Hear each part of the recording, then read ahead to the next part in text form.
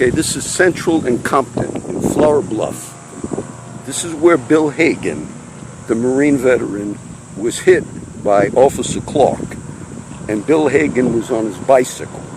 Now the firefighters showed up because that was a run. They would cover that up as much as they can. But they had to do a police report because a pedestrian was hit. Bill told me that Clark said to the firefighters, he's just a homeless piece of shit. That's what Bill told me. So we just, you find out whether that's true. Second, whether or not the officer was drunk, because he was off duty in his personal vehicle. Compton. And you know, those same guys will be rolling the streets. Some will be young, new rookie officers, nothing wrong with them, but others will be out with vendettas today. My friend Henry, who is perfectly wonderful Christian, they put the cuffs on Henry one day in front of HEB. And why did they cuff him? Just to let him know. Just to let it, we run rampant. That element runs rampant. Now, being I'm in this neighborhood, a few years ago, I was at Cameron's apartment.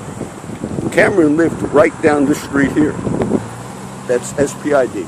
It's Compton, Central and Compton. And we were going to go do a Bible study in Bishop. And of course, Cameron had a background. I haven't seen him in a while. But I won't say the other guy's name. I knew them both. But one of the other guys on the street came in and made a death threat. Look, I was there. I was sitting there. Cameron had to call the cops. And we were going to go do the meeting at Bishop. But the call went in as somebody threatened to murder somebody else. He called the cops when I was there. Now, you would think there's a high priority. Someone just came in and threatened to murder me. And I was there and I witnessed it. Okay? But these are guys on the streets and I knew them. So, we waited maybe 2 hours, and I'm not kidding you, because after he called the cops, which is, I could have walked from the cop shop to Cameron's house in 20 minutes. The call came in as somebody threatened to murder somebody else.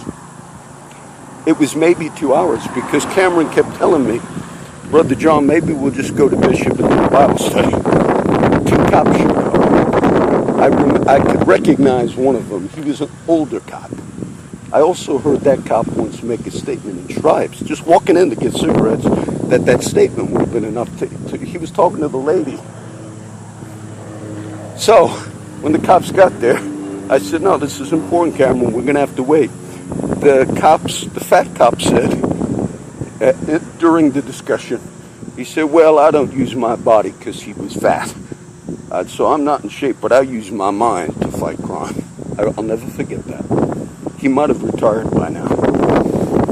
After talking to the cops, and I didn't say anything initially, the cops kind of were like, well, you know, stuff like that happens. I was shocked.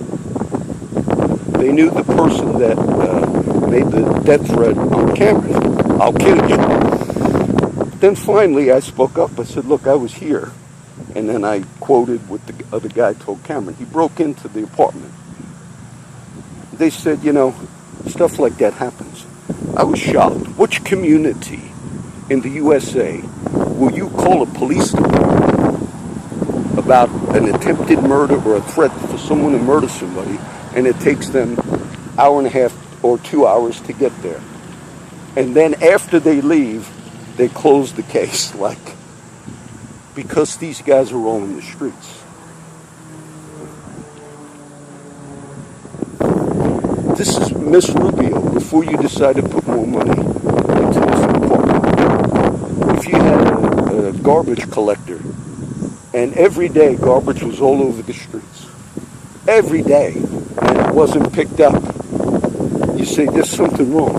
Let's hire more garbage collectors, and let's put more money into the garbage collection. You would say, wait a minute, we've got so many already that we're paying from the city. Maybe the problem is with the agency. And you got elected, Ms. Rubio, to do a job, not to be so ignorant of what goes on within the community. I've given you enough information just on these rollouts that would have been more beneficial just for you to look at these problems. You had national media criticizing and questioning decisions made by the CCPD, which in the Washington Post, they had condemnation. The nation looked at the flash bombers in the Wilson and said, that's ugly.